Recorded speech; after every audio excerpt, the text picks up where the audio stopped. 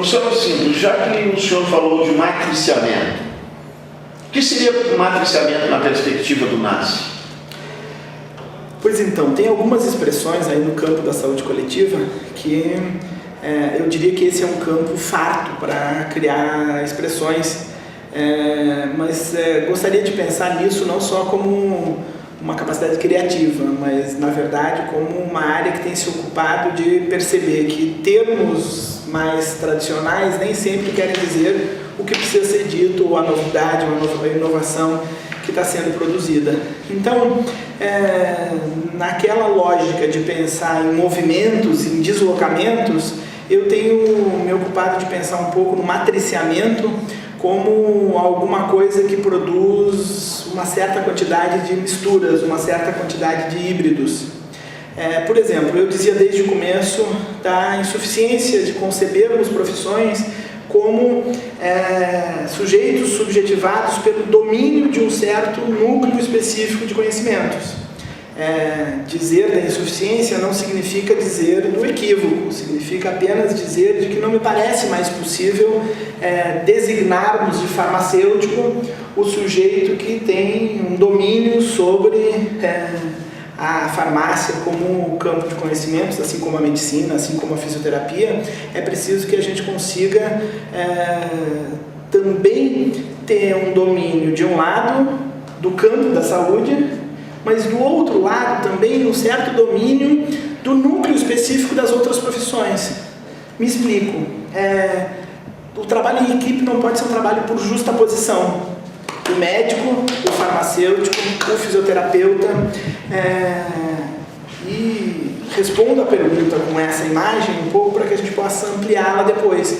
Então, o matriciamento que o núcleo de apoio pode produzir, para além de um certo conjunto de teorias que a gente tem, que elas nem sempre se articulam, sobre apoio, mesmo sobre matriciamento, eu gostaria de pensar então como essa capacidade ou essa necessidade, esse trabalho, e aí eu penso no núcleo não só como dispositivo, mas como tecnologia, de produzir esses encontros entre a prática das diferentes profissões. Nós temos o desenho, na equipe de saúde da família, nós temos médicos, enfermeiros, agentes comunitários, técnicos, e sabidamente esses profissionais podem não ter uma capacidade de interação com o território suficiente, porque ela pode ser apenas a capacidade produzida no seu processo de formação, e tampouco podem ter a capacidade, de fato, de um trabalho em equipe como interação e não só como agregação. Então, como tecnologia, matriciamento, no meu entendimento, para o NASF significa se comportar como um certo terceiro na relação entre a equipe de saúde da família, os outros serviços, o território, a população e portanto, procurar enxergar coisas que não necessariamente os profissionais que estão no cotidiano fazem. Ele também como uma tecnologia de educação permanente e, portanto, de aprendizagem, daí a importância de ficar claro de uma vez por todas, de que não existe uma dicotomia entre a clínica, o exercício da clínica e o apoio matricial e matriciamento, nem entre a clínica a gestão, nem entre a clínica e a participação, nem entre a clínica e a educação. Este é um quadrilátero que ele se realiza em movimento e também como uma capacidade de produzir certos deslocamentos, como falávamos na pergunta anterior. Então, o matriciamento, no meu entendimento, entre outras coisas, e talvez prioritariamente, é essa capacidade de produzir híbridos, de produzir aproximações, de desnaturalizar essas construções que a gente fez da profissão, do mundo do trabalho. Também vou me utilizar aqui de uma ideia do professor Emerson Merrin, que diz também de uma certa ideia de que são só tecnologias, conhecimento já sistematizado ou tecnologias, equipamentos que operam no cuidado. Na verdade, o cuidado ele é produzido como a gestão, como a aprendizagem e como a participação com base em tecnologias leves. Tecnologias leves, elas são produzidas no cotidiano. mas nós também temos uma certa ideia de retirá-las do nosso processo de trabalho, porque é muito mais confortável nós termos um protocolo para nos orientar. Protocolos são excelentes dispositivos para problemas estruturados. Não é o caso da maior parte dos desafios e das tensões que estão colocadas lá na saúde da família, lá na gestão do cuidado, na gestão das redes. Então, gostaria aqui de destacar essa imagem de matriciamento como a produção de certos híbridos no movimento, na produção de movimento, entre núcleos e campos, entre profissões, entre serviços e seu território, entre serviços e a sua conexão em rede, portanto, formando esses sistemas entre realidades regionais. É bem importante, recuperando uma ideia lá da nossa primeira pergunta, que se imagine a saúde como alguma coisa onde o professor Amadeu usa essa ideia, como um modelo ideal não consegue dar conta, porque o modelo ideal ele sempre precisa de condições ideais para se materializarem, essas nunca estão disponíveis no cotidiano e isso não pode nos desresponsabilizar do trabalho. Então, de um lado, um terceiro, mas também, digamos assim, um primeiro, um corresponsável pela solução de problemas que podem não estar no protocolo, que podem não estar na orientação. Nós temos população, primeiro, uma diversidade muito grande no Brasil, segundo, um processo migratório muito grande entre diferentes países. Isso coloca choque de culturas, tensões entre diferentes necessidades, entre a capacidade de consumo, entre imaginários. Então, isso precisa ser sintetizado na capacidade de ofertas. Então, resumindo, eu gostaria de pensar, entre outras coisas, no matriciamento como essa necessidade que um trabalho, que um sistema que de fato pretenda a integralidade, produzir deslocamentos, produzir hibridismos, produzir alquimias, que elas se constituem como tecnologias leves aí no cotidiano do trabalho. Muito bem. Professor Rodrigo, o senhor esteve em suas pesquisas visitando alguns núcleos de apoio à saúde da família, que estão constituídos atualmente. E aí, como funciona esse matriciamento? É nessa perspectiva ou, na realidade, nós temos outras questões, porque a gente trabalha com o ideal e temos essa outra realidade? O que é essa realidade do trabalhador? Bom, a realidade, em geral, ela se distancia razoavelmente, né, daquilo que a gente preconiza como ideal, né? E nas pesquisas que nós tivemos, né, há um tempo atrás, ficou muito claro assim: você vai ter todo tipo de articulação, né?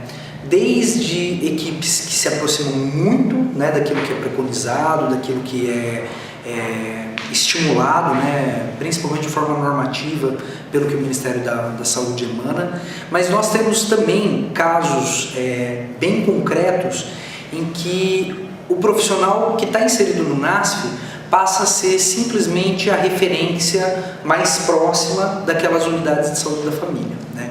Às vezes tão próximas que se tornam, né, transformam o seu processo de trabalho em atendimento clínico e exclusivo aos usuários, né, do SUS, né? Particularmente no caso da farmácia, né, eu tive contato com duas realidades bem diversificadas, bem distantes e dicotômicas, né, em que em uma delas, né, nós tínhamos um farmacêutico que, particularmente, né, pela visão ampliada,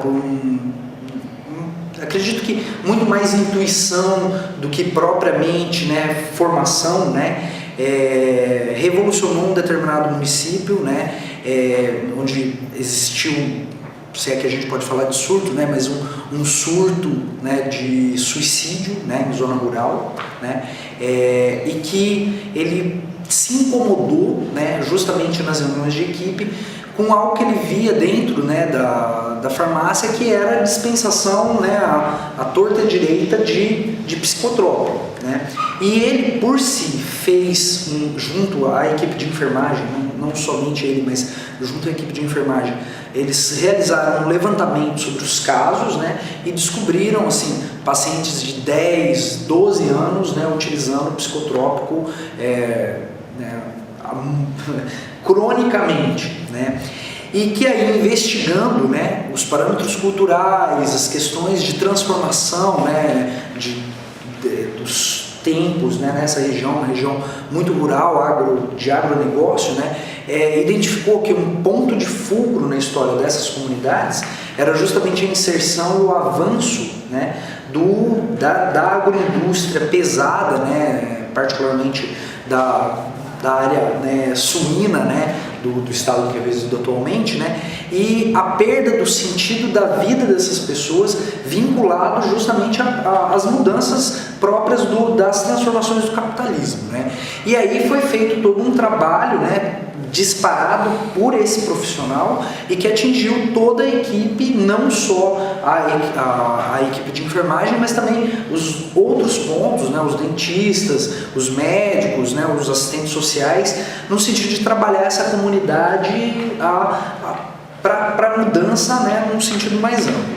Ao mesmo tempo, os casos mais, vamos colocar, esdrúxulos, né, eles se resumem, inclusive, a gestores que aderiram ao NASF, né, e mantiveram a lógica de que, no caso do farmacêutico, para mim emblemático nesse sistema, né, ele realmente, o município precisava de mais um farmacêutico e aí foi contratado um farmacêutico para o NASF simplesmente para cuidar de estoque e dispensação, né, e que, por sinal, assim, são municípios que, por outros indicadores, né, e não da minha área específica, né, mas indicadores mais da área de avaliação, mostram que são municípios que têm problema de resolutividade e que, aí, nesses casos, seria mais necessário a atuação de uma maneira diferenciada, mas que o que a gente pode chamar de apoio matricial não acontecia adequadamente. Obrigado. Doutora Marina, qual é, afinal, o objetivo do Ministério com a questão do matriciamento? Qual é o ideal? O que a gente almeja, então, com o matriciamento? Explorando o que foi dito em relação a esses encontros e o que a gente tem na realidade, acho que um ponto bem importante do matriciamento é a possibilidade de fazer intervenções pedagógicas terapêuticas, no sentido de conseguir problematizar, planejar e programar junto, propiciando o aprendizado coletivo, né? Fazer esses híbridos mesmo trazidos. Acho que esse é um ponto importante, porque quando a gente pensa no objetivo do NASF, na intenção, no resultado que se espera, no impacto na situação de saúde, sem ter esse olhar próximo à realidade, com o território, com a corresponsabilidade em relação à efetivação das diretrizes do SUS, como a integralidade, a possibilidade do cuidado longitudinal, toda a responsabilidade que a equipe tem. Se a gente não consegue trazer o núcleo de apoio à saúde da família trabalhando junto e corresponsável, não tem mudança de realidade, não tem diferença nenhuma, não tem impacto na situação de saúde. Então, a ideia é trazer o matriciamento nessa lógica de problematização da realidade, planejamento conjunto, troca, aprendizado coletivo. Então, trazendo o que o professor nos explicou, o professor Alcida, e conseguir misturar as coisas, conseguir fazer dos encontros, além da justaposição, um híbrido entre o núcleo, o trabalho do núcleo e o trabalho das equipes, né? Ampliar a equipe, para além do atendimento direto, mas principalmente com a lógica do matriciamento. Obrigado. Bom, já que nós temos esse apanhado do que é o núcleo de apoio à saúde da família, o que é apoio e a questão do matriciamento, para finalizar, nós pediríamos então aos nossos panelistas que dissessem o que eles pensam que vocês que vão trabalhar em NASF, que trabalham em NASF, teriam que pensar como pessoas, como trabalhadores da saúde, e o que vocês poderiam contribuir para a saúde da nossa população. Iniciando então com a doutora Marina, por favor. Resumidamente, acho que o grande desafio para os núcleos de atenção à saúde da família é conseguir trabalhar em conjunto com a equipe, qualificando o trabalho para além do suporte técnico. Inclui-se aí, então, a efetivação das relações com as outras redes de atenção, com outros pontos de atenção, com as redes comunitárias e as redes sociais do seu território, qualificar a atenção, trabalhar próximo, para além de uma equipe ampliada, do atendimento direto, mas na discussão dos pormenores do processo de trabalho e na interação com a equipe. Eu acho que esse é o grande desafio e a gente vê que existem exemplos muito interessantes no país. É possível, a realidade é difícil, a gente tem principalmente quando uma equipe de um núcleo está vinculado, faz apoio a 9 equipes, mas é possível fazer um máximo de 5 equipes por núcleo, então dá para a gente fazer arranjos que possibilitem esse encontro, esse trabalho mais próximo, que é o grande desafio do NASF. Ok, obrigado. Professor Alcino, e na sua opinião? Pois então, acho que 3 ou 4 ideias para caracterizar um pouco o que me parecem ser desafios de quem opera o NASF no cotidiano.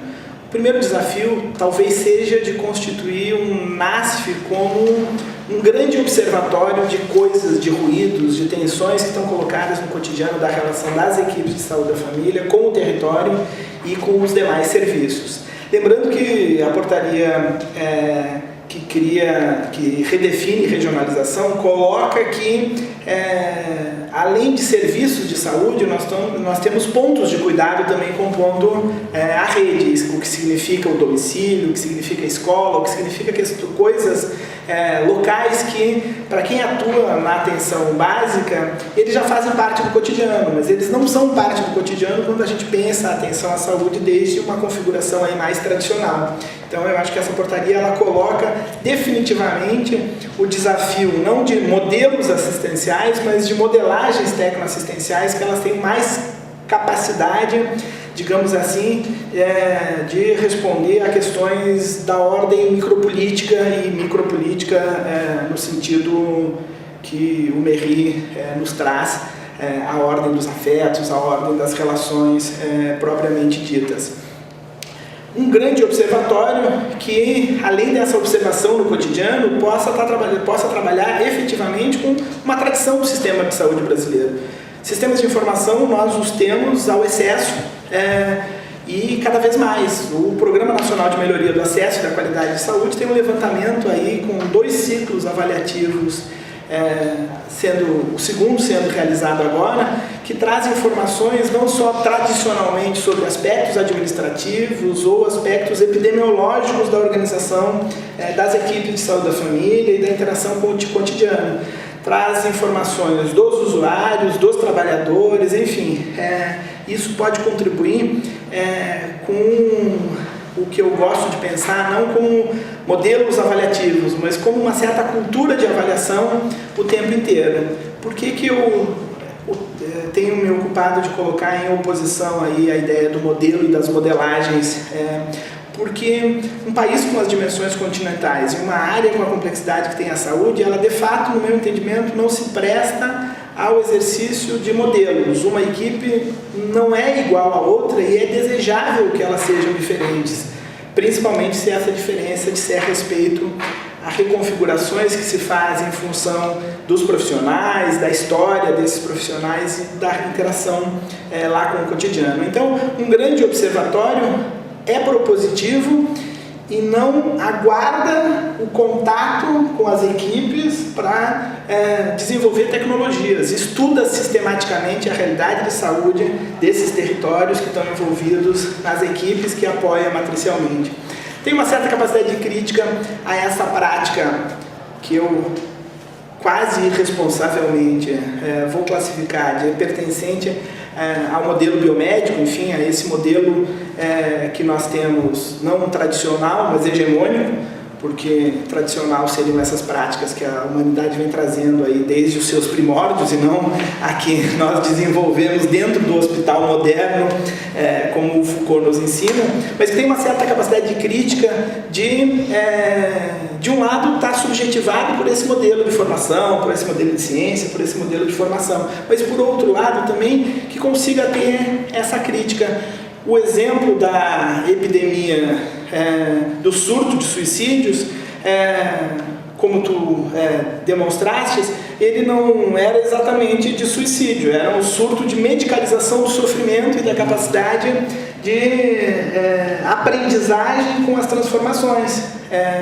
Então a gente seda, e quando essa sedação não tem efeito, a expressão, a explosão da inadequação, ela é muito grande. Então, um grande observatório, uma grande capacidade de crítica a esta prática que a gente aprendeu a colocar, a inserir no nosso imaginário, uma grande capacidade de trabalho com tensões, não só porque no NASFs a gente teria tensões na prática de saúde como um todo, mas se o NASF só absorve a tensão no sentido que a gente está habituado a fazer, seda, desencadeia um protocolo, bem importante que o NASF tenha a capacidade de reivindicar protocolos quando os problemas são estruturados, não para, por exemplo, resolver um problema de tensão aí com a mídia, que ameaça a todos e que com muita frequência reivindica algum dispositivo, algum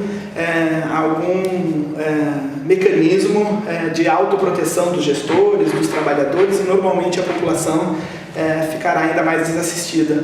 Mas aí no sentido de aumentarmos efetivamente a qualidade e o acesso da população aos nossos serviços de saúde. E também, eu diria, grande espaço de vocalização das contradições que o sistema de saúde ainda tem na atuação com o conjunto das outras questões que dão conta aí da vida em sociedade. Então o NASF precisa, ao invés de sedar, ter a capacidade de contribuir com as nossas máquinas de denúncia quando, por exemplo, nós estamos vendo um sintoma na saúde dos indivíduos que ele é derivado de uma contradição de todo o nosso modo de produção social, e não no sentido de medicalizar, de docilizar os indivíduos. Então eu acho que temos um grande desafio e que ele é um grande desafio de fato capaz, e eu acredito que ele tem uma potência grande de transformar aí as nossas práticas, portanto se constituir, como eu dizia no nosso primeiro bloco, um dispositivo capaz de fazer o Sistema Único de Saúde avançar no sentido aí da integralidade, do acesso, da descentralização e da defesa da vida. Acho que é uma dessas apostas que nós temos feito. Várias já foram sequestradas e transformadas em outra coisa. Eu acho que o desafio de quem está no cotidiano do NASF é fazer com que ele seja, de fato, uma máquina de resistência no sentido aí da defesa da vida e da defesa dessa grande política de saúde que é o Sistema Único de Saúde. E professor Rodrigues, e aí, os desafios? Então, eu acho que um grande desafio, né, na minha perspectiva, é que existe uma tendência a dicotomizar duas coisas que, na verdade, para mim, elas são mescladas, né? O meu corpo e a outra é uma perspectiva social e de construção da vida das pessoas, né? Então, até pelos dois exemplos, né, que eu dei na pergunta anterior, né, obviamente, né, a visão ampliada de saúde e o potencial que esse arranjo de profissionais, né, baseado justamente no perfil, né, de saúde de determinada população, para transformar, ele vai além das práticas, né, específicas de cada campo, né?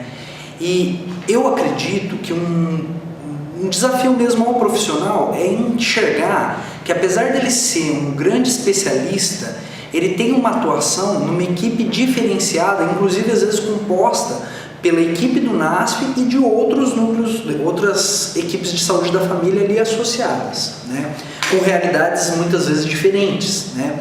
E com profissionais junto com ele, muitas vezes diferentes também. De forma, hoje a gente pode ter um médico veterinário, um psicólogo e um farmacêutico na mesma equipe, né? Então, realmente e aí vem uma recomendação, né, que eu acho que assim, Os protocolos são necessários, como o colega falou, e importantes, mas o sistema tem uma tendência a diminuir a capacidade criativa das pessoas, né? E aí eu estou falando em ser humano mesmo, né? E entendendo que o profissional também é um ser humano, obviamente, né? Então, acho que esse é um desafio que os profissionais têm, né? Se encarar enquanto sujeitos criativos do próprio processo de trabalho e frente às demandas. Ao mesmo tempo, né? Por que eu começo falando dessa dicotomização? Não tem como a gente negar a existência do corpo. O corpo existe. E as demandas biológicas, elas também existem, né? Porque, como também foi falado em questões anteriores, né, pelo nosso colega, né, existe uma tensão muito grande assim, não atenderei paciente, não, só vou atender paciente. Isso realmente tem que ter uma mediação para que o melhor efeito possível na saúde da comunidade seja levantado. Obviamente também não podemos esquecer que a entrada de outros profissionais, né, e rompendo um modelo biomédico de procedimento, de conduta, ele é possivelmente gerador de tensão. Então, também uma outra recomendação aos profissionais não acreditem que vocês não são sujeitos políticos, vocês entrarão diretamente num campo de gestão, num campo de política, e não só da política partidária, que às vezes nos municípios menores é muito mais evidente, mas da política enquanto ato de conflito de interesses e de derrubar zonas de conforto, barreiras de zonas de conforto dos demais profissionais. Mas se a perspectiva é sempre a melhoria do serviço para a população, ou dos serviços para a população e da rede para a população, eu acredito que tanto ideologicamente quanto em termo factual, o grande aliado é o próprio usuário do serviço público, né? Então, não perder de vista a esperança, né, e a capacidade de transformação que todos os profissionais têm, né? Então, até porque são categorias profissionais, vamos falar do farmacêutico especificamente, né, que vêm sem alguns vícios que as tradicionais da saúde da família, já dada a formação de longa data, né, trazem. Então, é isso. Certo, obrigado.